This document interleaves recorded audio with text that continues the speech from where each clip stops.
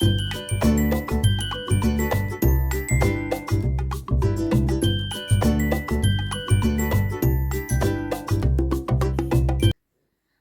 merhaba, kanalıma hoş geldiniz arkadaşlar. Bu videomda Beymen bebek yeleğinin yapımını anlatıyorum. İster kız ister erkek bebeğe uygulayabileceğiniz sade, şık bir model. Modelin orijinalinde roba bitimine kadar düğme uygulaması var. Ben bütünlük sağlasın diye baştan sona düğmeyi uyguladım. Modeli 9-12 aya uygun hazırladım. Başlangıç sayımızı 2 yaşa kadar kullanabilirsiniz. Ayrıntıları birazdan anlatırım. Model için bir yumak ip gerekli. Hatta bir yumaktan birazcık da artıyor. Şiş numaram 3.75, 4 adet de düğme gerekli. Modele yaka kısmından başlıyoruz. Artırmalarımızı yapıp robayı tamamlıyoruz. Kolları örüp beden kısmına geçiyoruz ve modelimizi tamamlıyoruz. 1 yaş için toplamda bu kısımda 16 defa artırma yaptım. Eğer 2 yaşa örecekseniz 4 defa daha artırma ekleyip 20 artırmaya tamamlayabilirsiniz. Yine bebeğin gelişimine bağlı 2 ajur sırası veya 3 ajur sırası beden kısmına ekleyip modelinizi tamamlayabilirsiniz. Diğer yaşlara kaç ilmekle başlayıp nasıl örebiliriz? Video içerisinde roba bitiminde anlatıyorum. O kısımdan izleyip devam edebilirsiniz arkadaşlar. Modelimizin arka kısmı da bu şekilde oldukça sade ve hoş bir model. Herkesin rahatlıkla örebileceği bir model olduğunu düşünüyorum. Modelde tekli lastik örgü, düz örgü, ters örgü, haraşo örgü ve bu kısımlarda da tekli ajur modeli kullanıyoruz. Ölçülerine de bakalım.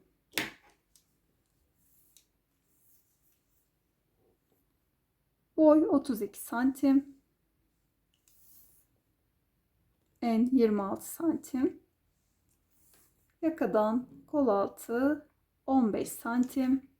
Kol genişliği 10 santim.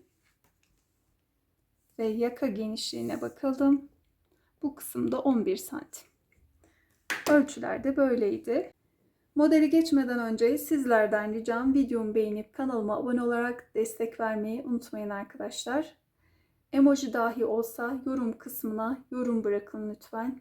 Model ile ilgili aklınıza takılan tüm soruları da sorabilirsiniz. Sizin desteğiniz benim için çok önemli.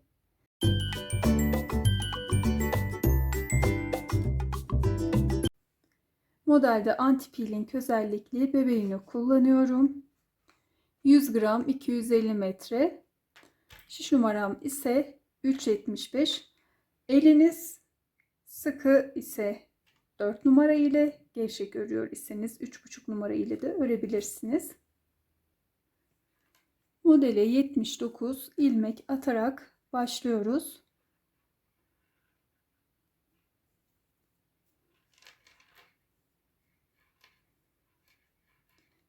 Klasik ilmek atma tekniğini kullanıyorum.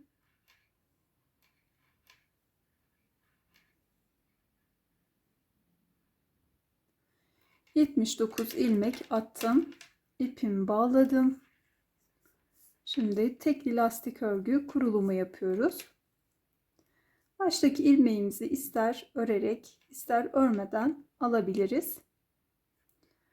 Şu şekilde bunu ters ördüm. Sonrasında bir düz. Ardından bir ters, bir düz. Bu şekilde devam ediyor.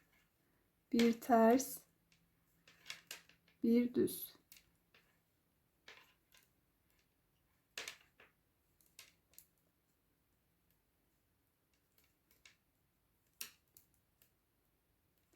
İlmeklerimizi bir ters, bir düz örerek sıra sonuna kadar gelelim. Sıra sonunda 2 ilmeğim kaldı. Evet. Sıramı tamamladım. ikinci sıraya geçtim. Tekli lastik örgünün tekniği şu şekilde. Düzleri düz, tersleri ters örüyoruz her sırada. Baştaki ilmeğimi ben örmeden alıyorum. İsterseniz düz ise düz, ters ise ters örerek başlayabilirsiniz. Sırada ters ilmeğim var. Ters ördüm. Düz ilmeğimi de düz örüyorum.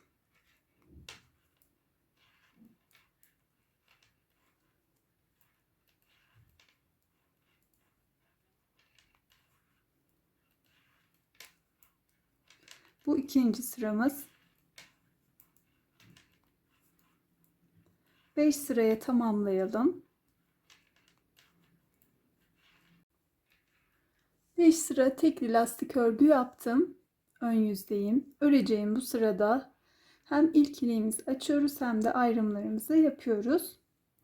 Erkek bebeğe uyguladığım için ben sıra başında sol tarafta açıp öyle devam edeceğim. Siz kız bebeği örüyorsanız sıra sonunda sağ taraftan açabilirsiniz. Modelimize tekli lastik örgü olarak artık devam etmiyoruz. Düğme bandında haroşa örgü uygulayacağız. Diğer kısımlar ön yüzde düz, arka yüzde ters örgü olacak. Başlayalım. Sıra başlarında her zaman haroşa örgüde ilmeğimizi örmeden alıyoruz. 1. Bunu da sayıyorum. 1, 2, 3 ilmek ördüm. Haroşayı ben düzden örüyorum. Arka yüzü ördüğümde ön yüzde ilk haroşa çizgim oluşacak. Bir doladım. Burada şöyle birini çevirdim. 2 ilmeği birlikte örüp kestim.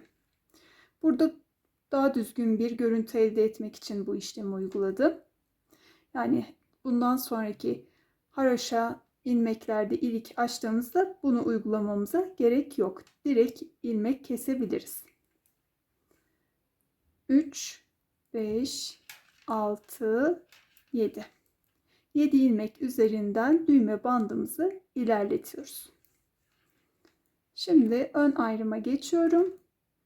Ön ayrım içinde 9 düz ilmek örüyoruz. 1, 2, 3, 4, 5, 6, 7, 8, 9. 9 ilmek düz ördüm. Artırma kısmına geldim. Artırma kısmımız bir ilmekten oluşuyor. Sağından ve solundan her ön yüzde dolayarak artırıyoruz. Doladım.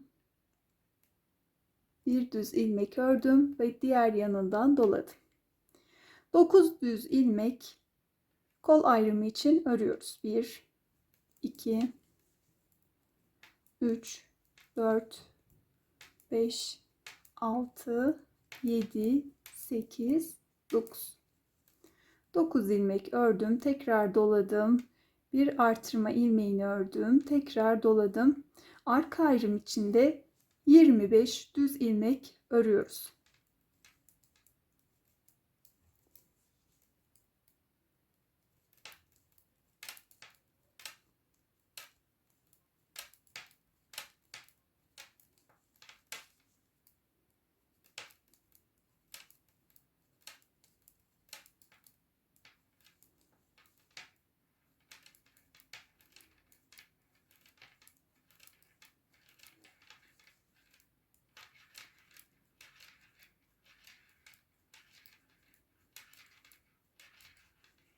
...25 ilmek ördüm. Tekrar doladım.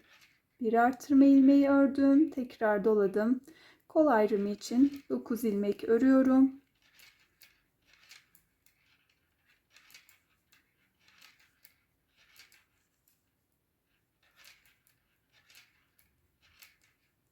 Dokuz ilmek ördüm. Tekrar doladım.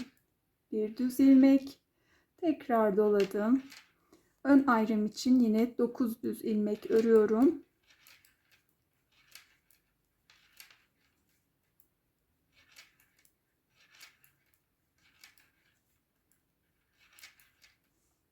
Dokuz ilmek ördüm. Kalan ilmeklerim 7.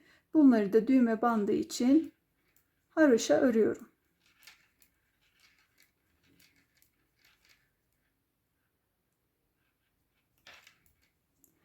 Sırayı tamamladım. Arka yüze geçtim. Her iki uçtaki 7 ilmeğimiz haroşa olarak devam ediyor arka yüzde. Orta kısımdaki ilmeklerimiz de ters örgü. Kenarlarımızın düzgün bir şekilde çıkması için her zaman ipimizi arkaya atıyoruz ve baştaki ilmeğimizi örmeden alıyoruz.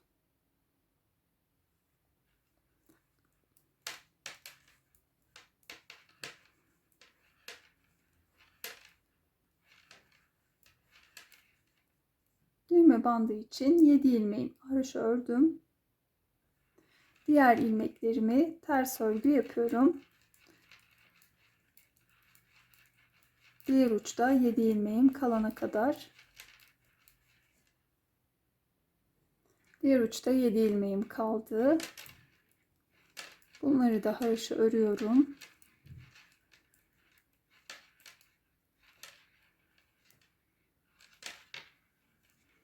Ön yüze geçtim. Yine ipimi arkaya atıyorum ve baştaki ilmeğimi örmeden alıyorum. Sonrasında yine 7 ilmeğim haroşa,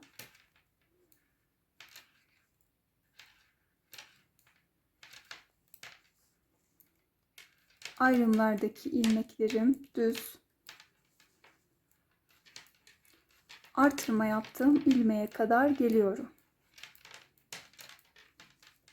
Evet, bir önceki artırmış olduğum ilmeği de ördüm. Bakın. Bu artırma ilmeğimiz yine sağından doladım. Artırma ilmeğini ördüm. Tekrar solundan doladım. Örgüme devam ediyorum.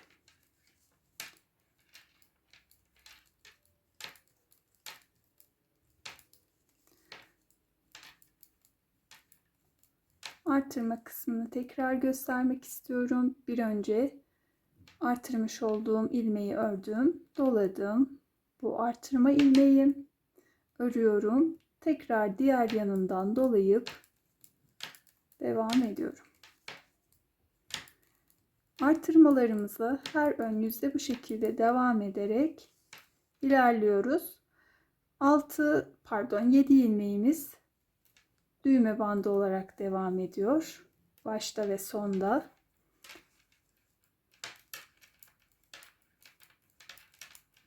Sırayı tamamlayalım. Arka yüzü örüp ön yüze geçelim.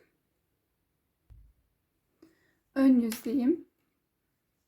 Şimdi ilk ajur sıramızı yapıyoruz. Başta düğme bandını örüyorum.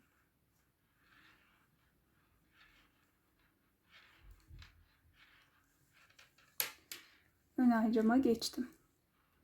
2 düz ilmek örelim. 1 2 sonrasında bir doluyoruz.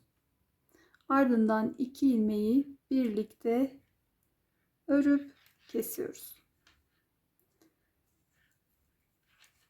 Bunu da sayarak 1 2 3 4 5, yani her iki ajur arası 5 ilmek olacak. Bu şekilde sayalım. Bu doladığımız ilmek haricinde burada 5 ilmek olacak. Sonrasında tekrar doluyoruz ve bir ilmek daha kesiyoruz. 2 tane ajurumuz oldu. Kalan ilmeğimi de örüyorum. Artırmamı yapıyorum. 1 kol ayrımına geçtim. 1 2 3 ilmek ördüm düz. Sonrasında yine doladım. Bir ilmek kestim. Bunu da sayıyorum. 2, 3, 4, 5. Doladığımız haricinde yine 5'er ilmeğimiz var. Sonrasında tekrar doluyorum. Bir ilmek kesiyorum. Kalan 2 ilmeğimi de ördüm. Sırayı tamamlıyorum bu kısımdaki. Doladım. Artırmamı yapıyorum. Arka ayrıma geçtim. 1, 2, 3, 4, 5 ilmek ördüm. Doladım. Bir kestim. 1, 2, 3, 4 ilmek ördüm. Kesmiş olduğum ilmekle 5. Tekrar doladım. Bir kestim. 4 ilmek ördüm. Kestiğim ilmekle 5. Tekrar doladım. Bir kestim. 4 ilmek ördüm. Doladığımız haricinde her zaman bu aralığı 5'e tamamlıyoruz. Doladım. Bir kestim. 1, 2, 3, 4. Kestiğim ilmekle yine 5. 5 ile başladık. Arka ayrımda 5 ile bitirdik. Doladım. Artırmamı yapıyorum. Kola geçtim. Bir ilmek ördüm. 2, 3. Doladım. Bir kestim. 1, 2, 3, 4 ilmek ördüm.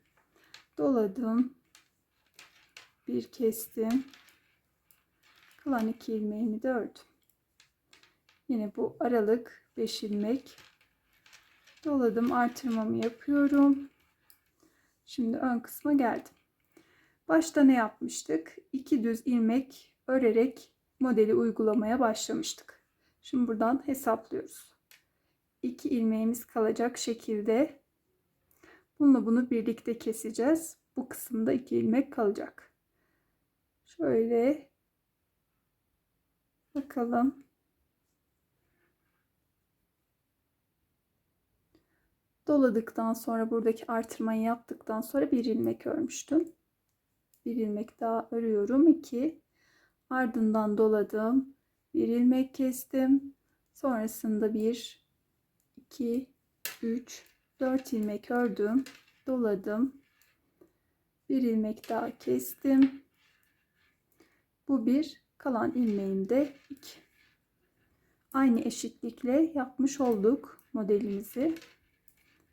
Düğme bandını örüyorum.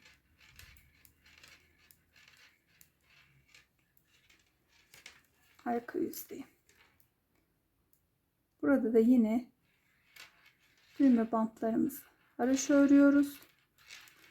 Orta kısımdaki tüm ilmeklerimiz ters örgü. Doladığımız ilmekleri de bu şekilde örüyoruz.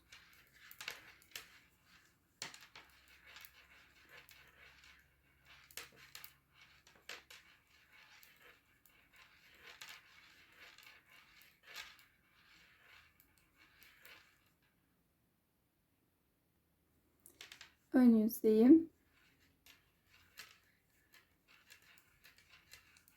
Düğme bandını örüyorum.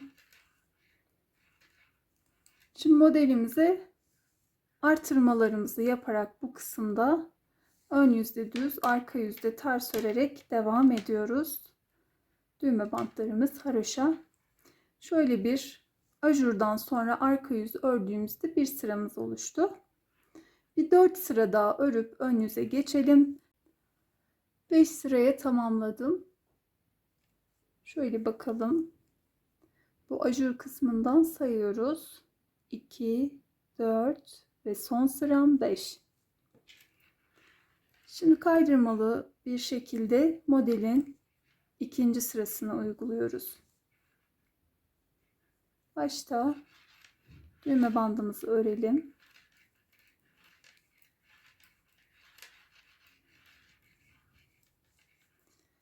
Ardından şöyle devam ediyoruz. Her zaman bu iki ajur arasındaki 5 ilmeği baz alıyoruz. Şu kısımdan şöyle sayıyoruz. 5 ilmeği baz aldığımızda 3. ilmek üzerinden ajurumuzu yapıyoruz. Yani buradan başlayarak 1, 2, 3 ilmek ördüm. 5 ilmeğe geldi sıra. Bunların da ikisini ekliyorum. 2 ilmeği ördüm. 3. ilmekten itibaren dolayıp bu 2 ilmeği de birlikte örüp keseceğim. Bu şekilde, yani bu 5 ilmeğin 3. ilmeği her zaman kesilip ajurumuzu oluşturuyoruz. 1, 2, 3, 4, 5 ilmek ördüm. 3. ilmeğime geldim, doladım ve 1 ilmek kestim. Sonrasında 1, 2, 3, 4 ilmek ördüm. Kesme yaptığım ilmek ile 5 ilmek oluyor. Sonrasında yine doluyorum ve 1 ilmek kesiyorum. 1 ilmeğim kalmış. Bunu da ördüm. Ardından artırma kısmına yapıyorum. Doladım. Artırma ilmeğimi ördüm. Doladım. Kol ayrımına geldim. Kol ayrımında da başlamadan önce şöyle bir bakıp hesaplıyoruz. Ne yapmışız? Buradan ilmeğimizi kesmişiz. Kestiğimiz ilmek 3. ilmek oluyor. Bu şekilde aklımızda kalsın. Demek ki yanına 2 ilmek ekliyorum. Sonrasında buradaki ilmeğin kesme işlemi yapacağım ilmek oluyor. Bunu buna kattığımda direkt 1 ilmek ördüm. 2 de burada var. 3 ilmek örerek başlıyorum. Bu 1, 2, 3. Doladım. 1 ilmek kestim. Bunu da sayıyorum. Bakın 1, 2, 3. 3. ilmeğim bir önceki ajura denk geldi. 4, 5. 5 ilmek ördüm. Yapmış olduğum ajurdan sonra. Doladım.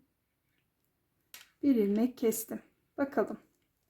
Ajurumuz, kesmiş olduğumuz ilmek tam ortadaki 3. ilmeğe denk geliyor. Bakın 2 ilmek yanda, 2 ilmek de bu yanda. Bu şekilde denk düşürerek modelimizi kaydırma yapmadan devam edebiliriz. Bunu da sayıyorum yine. 1, 2, 3, 4 ve 5. Doladım. 1 ilmek kestim. Kalan 2 ilmeğimi de örüyorum ve artırmamı yapıyorum. Şimdi yine burada da aynı şekilde yapabiliriz. İlk önce arka ayrımda bu kenarı hesaplayıp o şekilde başlayalım. Bakıyoruz. En son burada yapmış olduğumuz ajuru kendimize baz alıyoruz. 3. ilmeğimiz. Yanından 2 ilmek ekliyoruz. Ardından bu kesme yapacağımız ilmek oluyor. Yani kesilen ilmek. Bunu da buraya ekliyorum. Buradaki 4 ilmeğimi örüyorum. Yani bir de başlarken dolayıp örmüştüm. 5 ilmek oluyor. 1, 2, 3, 4, 5. Doladım. İlmeğimi kestim. 1, 2, 3, 4. Kesme yaptığım ilmek ile 5. 3. ilmeğime bakıyorum. Bir önceki örmüş olduğum ajur. Doladım. Kestim. 4 ilmek örüp 5'e tamamladım. Tekrar doladım. kestim. 4 ilmek örüp 5'e tamamladım, doladım. 1 ilmek kestim.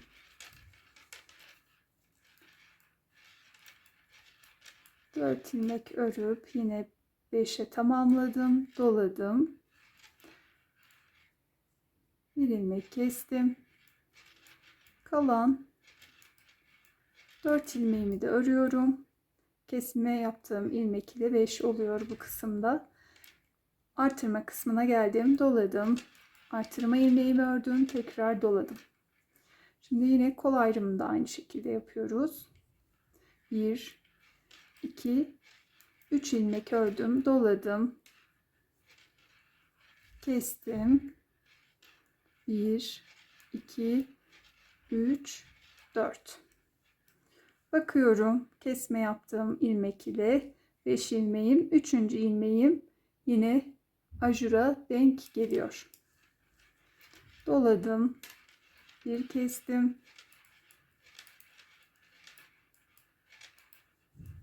Dört ilmek ördüm. Bir doladım. Tekrar bir kestim. Kalan 2 ilmeğimi ördüm. Artırmamı yapıyorum. Ve bu kısma geçtim. Burada da yine bakıyorum. 3. ilmeği baz aldım. 2 yanına ekledim. 1 2 ilmek ördüm, doladım. Bir kestim. 1 2 3 4 ilmek ördüm, doladım. Bir kestim. Ve kalan 4 ilmeğimi örüyorum. Aynı şekilde düğme bandımı da örüp tamamladım. Evet. Arka yüzde yine aynı şekilde örüyoruz. Düğme bantlarımız sabit haraşo olarak devam ediyor. Arka yüz ters, ön yüzde düz örgü. Yine 5 sıra olunca ajurdan sonraki ilk uyguladığımız sıranın aynısını uyguluyoruz. İkinci ajur sırasından sonra 5 sıra ördüm, ön yüzdeyim. Şimdi 3. ajur sıramıza geçiyoruz. 3. ajur sıramızda ilk sırada nasıl başladıysak aynı şekilde uygulayacağımız bir sıra olacak. Diğer sıramız ise 4. sırada 2. sıra nasıl uyguladıysak aynı şekilde başlangıcı olacak. Düğme bandını ördüm. Bakıyoruz. İlk sırada 2 ilmek örüp o şekilde kesmeye başlamışız. Şimdi 2 ilmek örelim. Bir doladım. Bir kestim. 4 ilmek örüyorum. Kestiğim ilmek ile 5'e tamamladım. Şimdi keseceğim. Onun için de bakıyorum bir önceki ajura, birinci sıradaki aynı hizaya denk gelecek. Doladım. Kestim. 4 ilmek ördüm. Doladım. Bir ilmek daha kestim. Bir ilmeğim kalmış. Bunu da örüyorum. Artırmamı yapıyorum. Kol ayrımına geçtim. Şimdi kolda nasıl ayarlıyoruz? Bu kısımda da şimdi başlatmamız gerekecek. Her iki tarafta. Yine basit bir şekilde bir önceki kestiğimiz ajura bakıyoruz. Bu her zaman 3. ilmeğimiz olacak kaydırma yaptığımız için. Yanına 2 ilmek ekliyorum.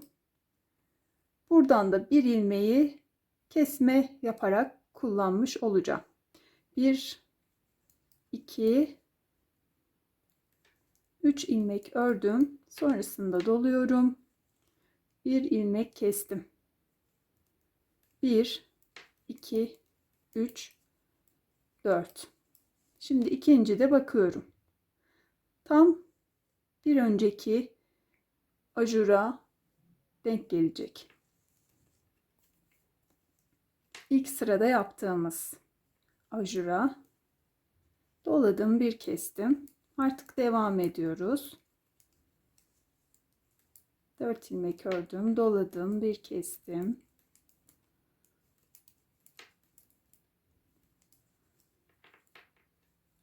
Doladım, bir kestim. Kalan 2 ilmeğimi de örüyorum. Artırmamı yapıyorum. Arka ayrıma geçtim. Şimdi burada da nasıl ayarlıyorum? Yine aynı şekilde bir önceki ajuru baz alıyorum. Bu 3. ilmeğin 2 de yanına ekledim. Bu keseceğim ilmek oluyor. Şöyle 4 ilmeği örüyorum. Sonrasında bir doladım, bir kestim. 1 2 3 4 ilmek ördüm. Bir doladım, bir kestim. 1 2 3 4 devam ediyoruz bu şekilde. Artırma kısmına gelelim. Evet, artırmaya doğru geldim. Son ajurumu yapıyorum bu kısımda. Kalan 4 ilmeğimi örüyorum. Artırmamı yapıyorum. Kol kısmına geçtim. Yine burayı da aynı şekilde hizalayarak örüyorum. 3 ilmeğimi ördüm. Doladım, bir kestim.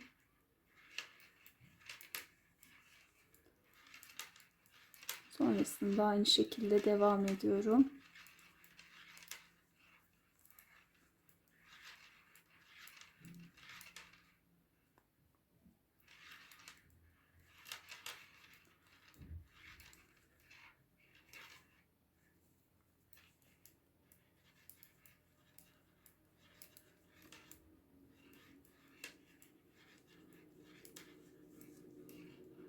Artırma kısmını yapıyorum ve ön ayrıma geçtim.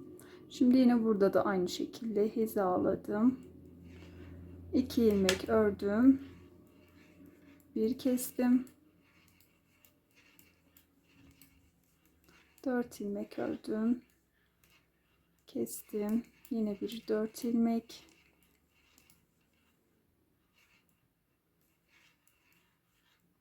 Ve kalan bir ilmeğimi örüp 3. ajur sırasında tamamlamış oluyorum. Şimdi yine arka yüzü örelim. Artı olarak da 1 4 sıra 5'e tamamlayalım. 4. sıramıza geçelim. 5 sıra daha ördüm. Şimdi 4. sıraya geçtik.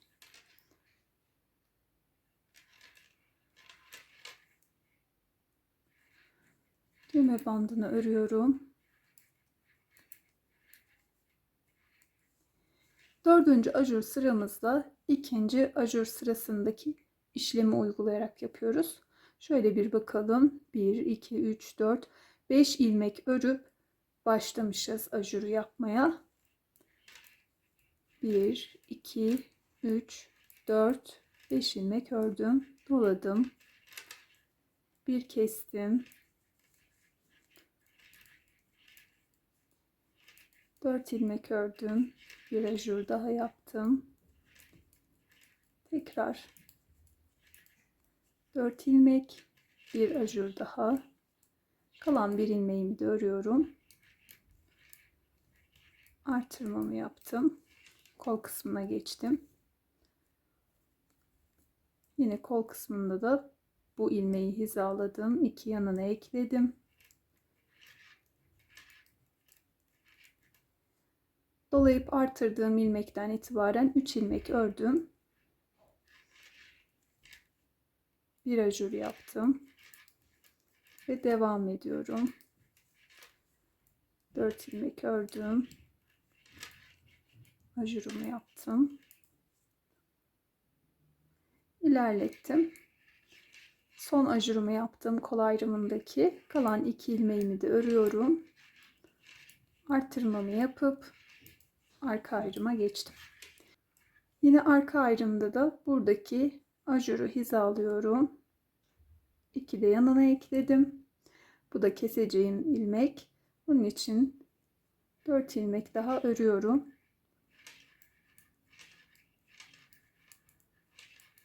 Doladım.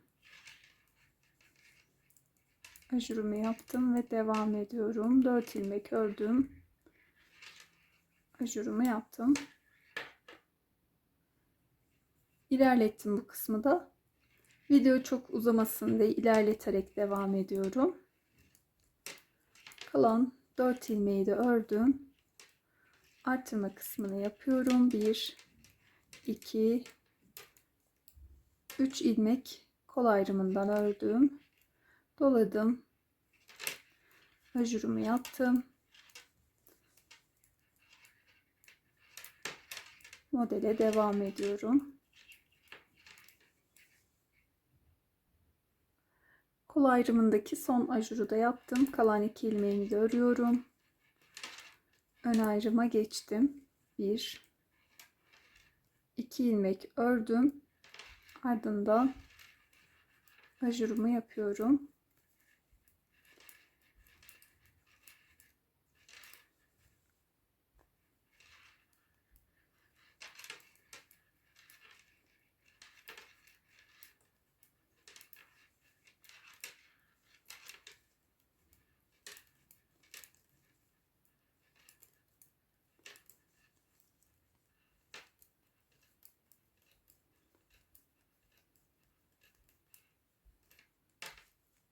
Evet, 4. ajur sıramız da tamamlandı.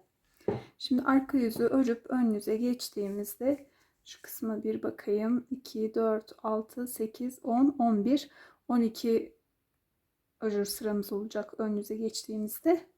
Biz 13 haroşa sırasında bir ilik açacaktık. 13'e tamamlanınca düğme iliğimizi açmayı unutmayalım. Ben yine bir 5 sıraya tamamlayacağım. 5 sıra ördüm. Ön yüzdeyim. 5. ajur sıramızı uyguluyoruz. Bu sırada ilk ajur sırasındaki işlemi yapıyoruz.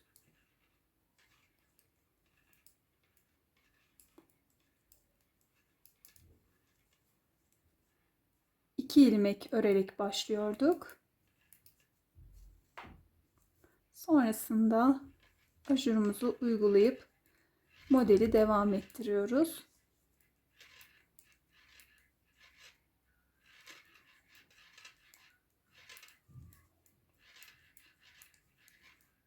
Dört ilmek ördüm. Şimdi ajurumu yaptım. Tekrar 4 ilmek ve son ajurumu yapıyorum. Kalan bir ilmeği de ördüm. Artırmamı yapıyorum. Kol ayrımına geçtim. Kol ayrımında 3 ilmek ördüm. Doladım. Ajurumu yaptım.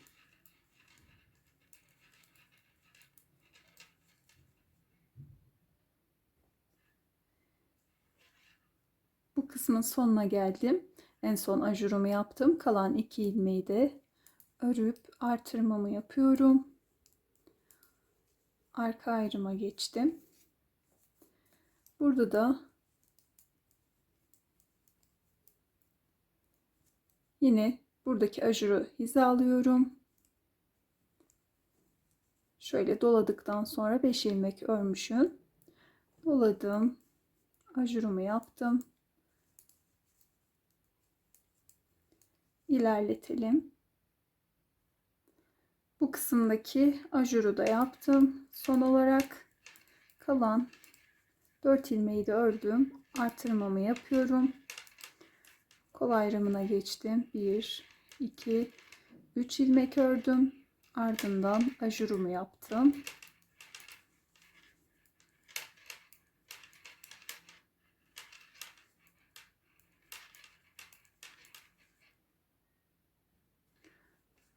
Kol ayrımındaki son ajuru yapıp 2 ilmeği de örüyorum. Ön ayrıma geçtim. Artırmamı yaptıktan sonra 1, 2 ilmek ördüm. Ajurumu yaptım.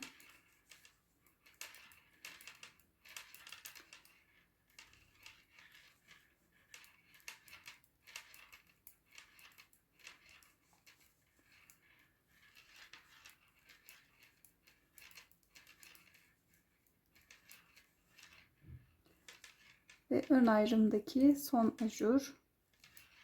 Kalan bir ilmeği de ördüm. Düğme bandını da örüp 5. ajur sıramızda tamamlamış olduk bu şekilde. Şimdi arka sırayı örelim. Şöyle bir ne kadar büyümüş modelimiz. Bakalım. Bunu da şu şekilde yapıyoruz. Bu arka ayrımdan ne kadar modelimiz ilerlemiş. Şöyle bakalım. Hatta ben şuradan biraz örüp bu şişi alayım, daha düzgün görünsün. Bir yaş için 5 ajur sırası uyguladık. Hemen hemen yeterli olacaktır ama artırmalarımıza devam edeceğiz. Sonrasında kollarda lastik örgü başlatıp kolları tamamladıktan sonra beden kısmına geçiyor olacağız. Şöyle bir diğer yaşlara nasıl uygulayabiliriz? Kısaca bilgi vermek istiyorum. Başlangıç sayımız 2 yaşa kadar yetecektir, geçerli olacaktır. Aynı şekilde bu kısmı başlayabiliriz. Modelimizi bu şekilde kurup bu kısma kadar devam ettirebiliriz. 2 yaş için biz 5 ajur sırası uyguladık. Siz 6-7 sıra daha uygulayabilir. Burayı 7 ajur sırasına tamamladıktan sonra da kollara geçebilirsiniz. Ardından beden kısmını da yine aynı şekilde 2 ajur sırası fazla yaptıysak beden kısmını da 2 veya 3 ajur sırası fazla yapıp öyle tamamlayabiliriz. Eğer bebek tabi gelişkin bir bebekse en doğrusu buradaki mesafenin ölçüsünü ayarlamamız olacaktır. Bu arka ayrımı baz alıyoruz. Diyelim 3 veya 4 yaş uyguladık. Daha büyük yaşlara uyguladık. Roba altından ölçü alıyoruz. Bu kısımda şöyle oluyor. Basitçe şöyle çizdim. Şu kısım kollar. Şöyle kol altından bu kısmı ölçüsünü alıyoruz. Şöyle iyice netleştirdim. Umarım gözüküyordur. Şöyle şu kısmı alıyoruz. Ölçüsünü burada aldığımız ölçüyle robamızı büyütüyoruz. Aynı eşit ölçüye geldiğinde de kol kısmının yapımına geçiyoruz. Buradaki lastikleri örüyoruz. Ardından da beden kısmına geçiyoruz. Şimdi bir de başlangıç sayısından bahsetmek istiyorum. Dediğim gibi bu 2 yaşa kadar geçerli olacaktır. Sadece robamızı büyütüyoruz. Ama diğer yaşlara uyguladığımızda her ayrım için 2'şer ilmek ekliyoruz. Misal bunu biz 79 ilmek ile başlamıştık. Buralara 2'şer ilmek eklediğimizde 2, 4, 6, 8, 10. 10 ilmek ekliyoruz. 89 ilmek ile başlıyoruz. Hemen hemen bu da 3-4 yaş için yeterli olur. 4 yaşa kadar da bu başlangıç sayısını kullanabiliriz. Sonrasında robayı da az önce bahsettiğim gibi büyütüp beden kısmını da yine ölçü alarak uzatıp modelimizi her yaşa uygulayabiliriz. Bu şekilde yetişkin birine de örebiliriz modelimizi. 5. ajur sırasından sonra 3 sıra ördüm. Ön yüze geçtim. Örerek artırma kısmına geldim. Artırma ilmeğini de bu kısma ekliyorum. Birleştirme yaparken kullanacağız. Şöyle buradan lastik örgümüzü başlatalım. Bir ters, bir düz, bir ters, bir düz şeklinde diğer artırma kısmına kadar örelim. Bir ters bir düz örerek diğer artırma ilmeğine geldim. Bunu da örüyorum ve bu kısımdan dönüyorum. Sadece bu kol ayrımındaki ilmekleri örerek devam edeceğiz. İlk lastik sıramızı ördük. Şimdi ilk ilmeği başlangıçtaki örmeden alıyorum. Sonrasında düz ilmeğimi düz, ters ilmeğimi ters örerek bu kısma kadar geliyorum. Evet, artırma ilmeğine geldim. Bunu da örüyorum ve buradan dönüyorum. Yine ters ilmeklerimi ters, düzleri düz örüyorum. Bu 3. sıramız. 6 sıraya tamamlayalım. Koldaki lastiği 6 sıra ördüm. Şimdi ilmeklerimi kapatıyorum. Baştaki ilmeği örmeden aldım. İkincisi ters, ters ördüm. Bir öncekinin üzerinden atlatarak kapattım. Düz ilmeğimi düz örüyorum. Bir öncekini üzerinden atlatıyorum. Ters ilmeği de ters ördüm. Bu şekilde kapattığımızda lastik örgümüz formunu koruyor. Şişteki ilmeğimizi ne çok sıkı ne de çok gevşek tutalım.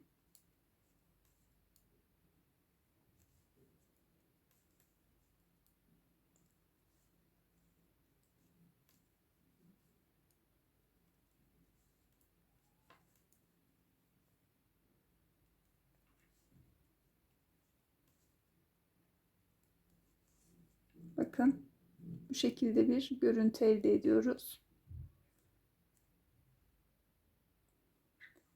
Kol kısmındaki tüm ilmekleri kapattım. Sonda bir ilmeğim kaldı. Şimdi bu kısmın birleştirmesini yapacağız. Şöyle ön yüzden ikiye katlıyorum. Arka yüzden birleştirmelerini yapıyoruz. İki ucun, iki kenarın. Bunu bir tığ yardımıyla yapıyoruz. Dilerseniz bu kısımda ipinizi kesip dikerek de birleştirebilirsiniz ama hiç ip kesmeden, düğüm olmadan bu şekilde daha pratik oluyor. Şimdi karşı kısımdan, en uçtan şöyle tığıma geçiriyorum. Kenardaki uçtan ilmeğimi aldım, diğer ilmekten geçirdim. Burayı birleştirmiş olduk. Şimdi karşılıklı kenar kısımlardan, bu kenarlardan tığımızı geçiriyoruz. Şöyle. Sonra aynısını karşı tarafa da yapıyoruz. Eşit olmasına dikkat edelim. İlmeğimizi alıyoruz ve tığdaki ilmekten geçiriyoruz. Tekrar karşılıklı aldım. Diğer ilmekten geçirdim.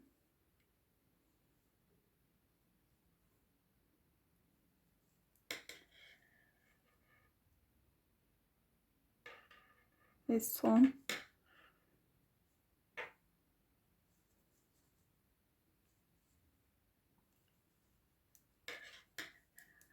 Şu kısmı da alalım. Burada bir boşluk oluşmasın. Şöyle ara kısımdan geçirdim. Diğer tarafını da aynı şekilde şöyle bu kısımdan alıyorum. Ve son. Tamamlanmış oldu. Bunu sağ şişime alacağım. Bu şekilde. Şimdi şöyle bir iki ilmek öreyim. Bu kısmı tamamlamış olduk. Ön yüze çeviriyorum. Bakın bu şekilde bir görüntü elde ediyoruz. Arka yüzde de böyle birleştirme yapmış olduk. Bakın. Lastik formunu koruyor. Bu ilmek kesme tekniğimiz ile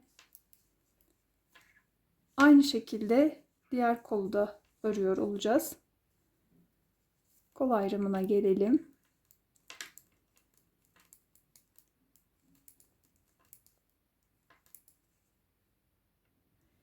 Diğer kol ayrımına geldim. Burada artırma ilmeğinden başlıyorum. Tekli lastik örgü kurulumu yapıyorum.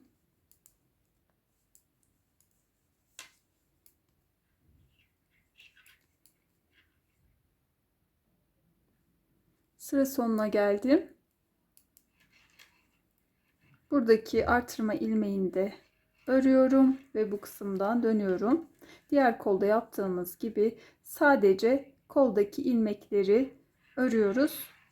Bir artırma ilmeğinden diğer artırma ilmeğine bu kısımda gidip gelerek 6 sıra tekli lastik örgü yaptıktan sonra da ilmeklerimizi kapatıyoruz ve arka yüze çevirip birleştirmesini yapıyoruz. Buradaki kol ayrımını da tamamlayalım. Diğer koldaki işlemleri tekrarlayarak bu kol ucunda örüp tamamladım. Şimdi buradan devam ediyorum. İlk önce bu sırayı tamamlayalım. Arka yüzü örüp ön yüze geçelim. Ön yüzdeyim. Son ajur sırasından sonra 5 sıramız oluştu. Şimdi devam edeceğiz. 6. ajur sıramızı yapacağız. Bu arada kol altı birleştirmesinden sonra buradaki ilmeklerimizde fazlalık olabilir, eksiklik olabilir. Şimdi bakalım nasıl ayarlama yapıyoruz.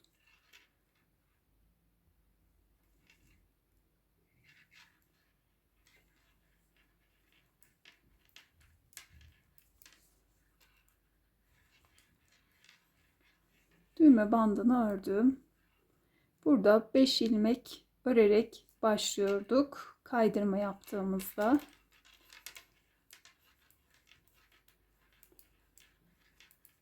Beş ilmek ördüm, doladım, ajurumu yaptım, ilerletelim, kol altına doğru geliyorum.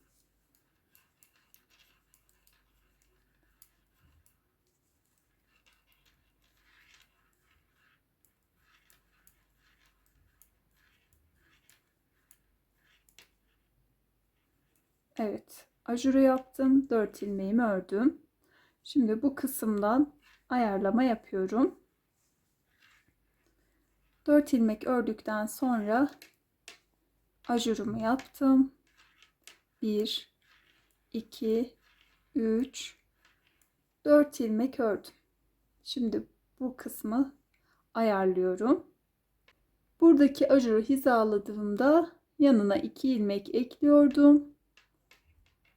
Bu ilmeği de kesme işleminde kullanıyorduk. Burada bir ilmek fazlalığımız var. Burada nasıl bir işlem uyguluyoruz? Doladım. Şöyle 3 ilmeği birlikte örerek kestim.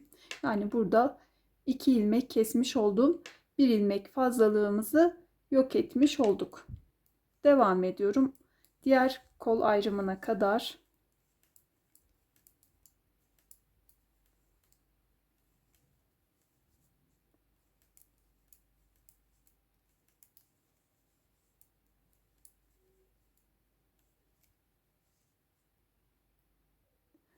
Diğer kol altına doğru geldim. Ajurumu yaptım. 4 ilmek örüyorum. Şimdi burada ön kısma düşmesin diye buradaki kısımda uygulayalım bu 2 ilmeği. Zaten burada hizalıyoruz. Yine bir ilmek fazlalığımız var. 3 ilmeği birlikte örüp kestik. Yani iki kol altında da birer fazla ilmeğimiz vardı. Bu şekilde kesmiş olduk.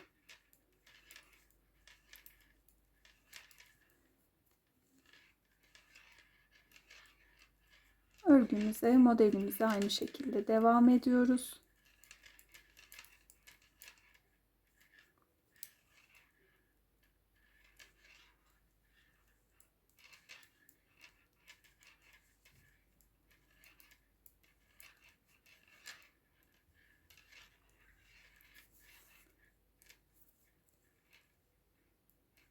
Ve kalan 4 düz ilmeğimi de örüyorum. bu sırayı tamamlamış oluyorum. Şimdi şöyle bir şeyden de bahsetmek istiyorum. Burada bir ilmeğimiz her iki tarafta fazla çıktı. Diyelim ki sizde 2 ilmek fazla çıktı. Bunu ne yapabiliriz? Şurada biz kesme işlemini yaptık. Siz birini de buradaki ajurda kesersiniz. Birini bu tarafta, birini de bu tarafta. Bu şekilde yapabilirsiniz. Diyelim ki eksik çıktı. Yani iki ajur arasında hesapladığımızda 3 ilmek var birinde. Farz edelim. Burada da ne yapıyoruz? Bu kesme işlemini yapmadan sadece dolayıp örerek devam edebiliriz. Bu şekilde modelin ayarlamasını yapabiliriz arkadaşlar. Şimdi arka yüzü örüyoruz. Sonrasında yine buradaki ajur sırasından sonra bir 5 sıraya tamamlıyoruz.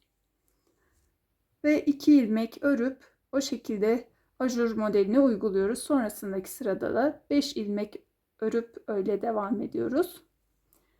Beden kısmını da ilerletelim. 13 haroşa sırasında bir de iliklerimizi açalım. Modelin beden kısmını ilerlettim. Kol altından sonra kaç ajur sırası örmüşüm birlikte sayalım. 1, 2, 3, 4, 5, 6, 7, 8. 8 ajur sırası ördüm. Roba kısmında da 5 ajur sırası örmüştük. Bununla birlikte yaka kısmından itibaren 13 ajur sırası örmüş olduk. Şimdi tüm ilmeklerimizi kol ucunda yaptığımız gibi lastik örgü başlatıp örüp modelimizi tamamlayacağız. Onun öncesinde iliklerden bahsetmek istiyorum. 13 haroşa çizgisinde bir iliklerimizi açıyorduk. Ben son ilikten sonra bir haroşa çizgisi fazla ördüm. Yani 13 değil de 14 haroşa çizgisi oldu bu kısım. Bunun nedeni ise son ördüğüm bu ajur sırasından sonra arka yüzü örüp ön yüze geldiğimde 13 haroşa çizgisi oluyordu. Ve direkt lastik örgüye başladığımızda hemen bitiminde başlıyor olacaktık ve bu kısımda mesafe olmadığı için model güzel görünmüyordu.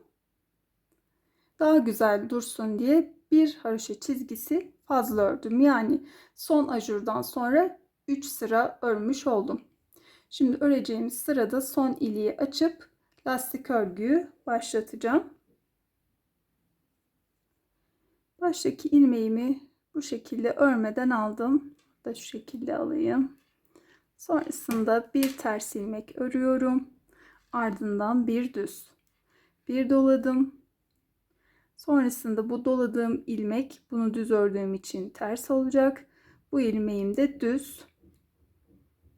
Bu yüzden düz olarak kestim. Sonrasında ters, düz, ters, düz şeklinde ilmeklerimi örüyorum.